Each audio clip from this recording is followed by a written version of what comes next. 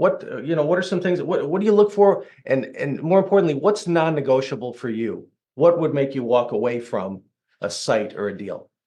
The thing that I look for first and foremost, and I think that people are idiots if they don't do it, it's location. I mean, if you have a great location, and there's a lot of factors, and that is like people per square mile apartments. I mean, there's Yeah, all what does that that stuff that mean? goes. What does What? that mean, location? So when I look at a location, the number one reason that I eliminate almost all locations, because I find things that are absolutely perfect demographic locations, but I eliminate the majority. I would say that I probably eliminate at least 9 out of 10 properties on parking. If they don't Okay, have adequate parking, okay. there's nothing I can do to make it work. I mean, I can't build a 5,000 square foot store with 4 parking stalls. I mean, it just doesn't. You can't get the customers in there. Is there a rule of thumb as far as parking? How many spaces per square foot, or what's your I, rule of thumb on that? I used to say 22, but like I Okay, said, I don't even know if that's enough. Like now, I like to even have more than that. So okay.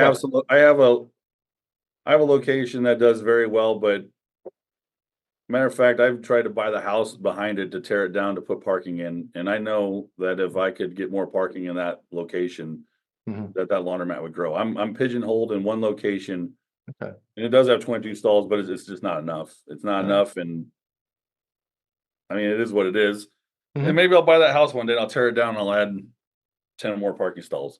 But mhm, I'd also say, like, a lot of people don't do this, and I'll even say this because, and everybody will tell me you can't do this anyway. They always have, but I'm one of the only guys that doesn't actually work in my laundromat, so everybody always tells me I'm wrong. But I pick stores next to large grocery chains. I mean, I have a lot of stores next to large grocery chains. I mean, they don't build large grocery chains everywhere, and mhm, the fact is that I think that most people only travel a mile to do laundry. But if the closest grocery store is 2.5 miles from you, you're gonna have to. I mhm. mean, you're gonna have to use that grocery store.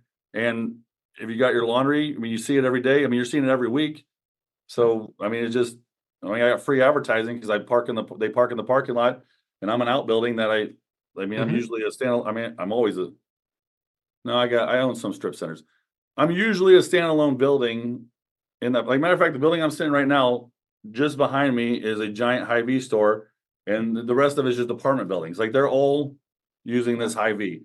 And they may okay. not use it they may drive to a Walmart for sometimes a week, but if they need quick eggs, Mhm, they're not going to a Walmart. They're gonna go over here. Like, they're always here. Like, that, even if this isn't their primary store, they're using it. right.